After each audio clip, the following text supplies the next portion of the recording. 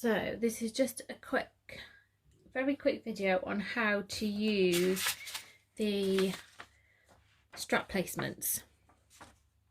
So this is the newer template that I've given you. Now I have got my outer here, my outer upper pieces. Now if you wish to use A, in which case your connectors will be on the sides, what you need to do is, you can do this when this is complete. So when you've got all your pieces together and they're all sewn up, you've attached it to your fleece or your foam or whatever you want to do, you can then place this on your one side, level it up with the A marker, and then just take the paper away. There we go. And then you would base stitch that in place. Now to do the other side, what I like to do is just copy the marks over. You can do this on a window or anything to help you see. You don't even have to place it right on top, as long as it's level with the top edge. Line it up with your markers.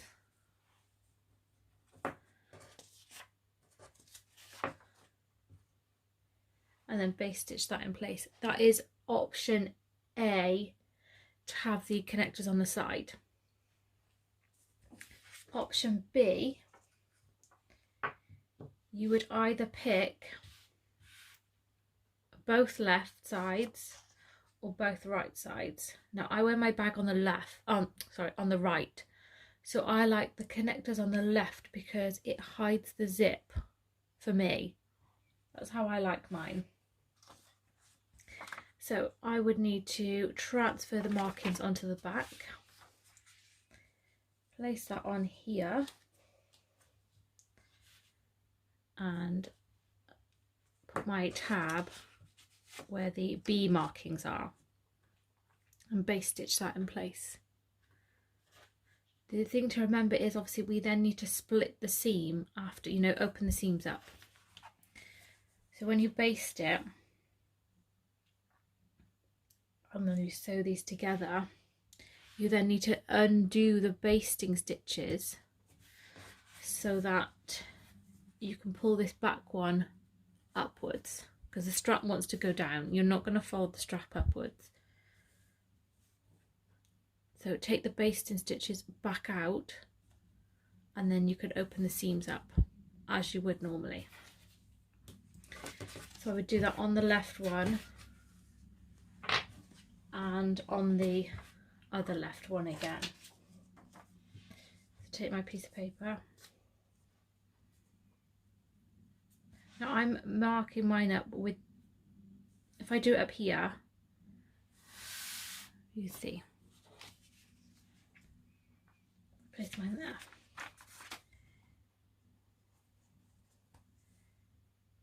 I can't really show you, this is not the grass fabric to do it, but I've got my one edge in line so that I've got an overhang on the other edge, because if I do it that way, this one's going to be way up in the seam allowance and I don't want that. So it's best to have an overhang. Hopefully you can see what I'm on about. But then I would base those and I would do both left sides or both right sides, depending on what you wish to do, and that is easy as pie. And I've also seen them in the zipper, which is up here.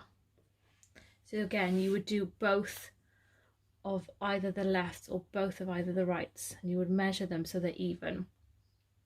That works really well if you've got a machine that can handle the bulk, because you've got the zipper in as well, and you don't want to jeopardize the zipper by having poor stitches that won't hold because of the bulk. So you're best off either putting it here or putting it there. Remember to use a fabric that your machine can cope with, because you've got an extra 1, 2, 3, 4 layers there. So if your machine can handle, if you've got a thicker fabric on the bottom, go for that one. If you've got a cotton on top and you've got a domestic, pick the cotton. You might need to stabilise it a bit. This stuff is really stretchy, so it's interfaced. I've put a bit of interfacing on these to stop it stretching. If you need any help, please just ask. But that is how you use your strap placement.